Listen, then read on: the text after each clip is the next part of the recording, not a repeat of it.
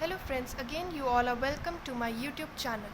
Now in this topic we will discuss about the branch stock and branch debtors account. Now here the types and format of the branch stock and debtors account is: first, branch stock account.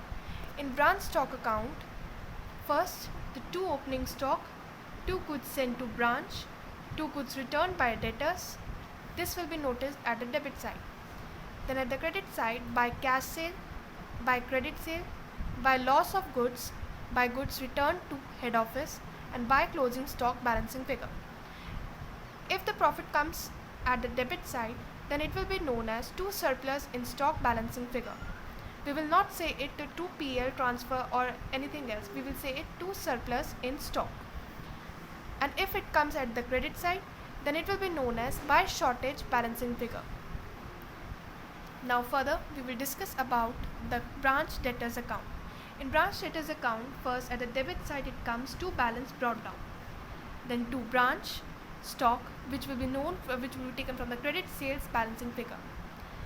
Then at the credit side, by cash received from debtors, by allowances, by discount, by bad debts, by returns. Returns can be of the sales returns, and by balance carried down, which will be the balancing figure. Now,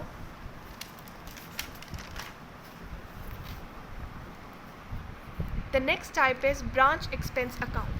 In branch expense account, first comes to the branch at the debit side to branch debtors account. Here will be all the bad debts, allowances and discount. Like in branch debtors account, these allowances, discount and bad debts. These will be noted at branch expense account. Then to branch, in which the other expenses like advertisement, salary, wages, rents and rates, etc. will be noted. Then if we have a petty cash, then the opening petty cash and minus closing petty cash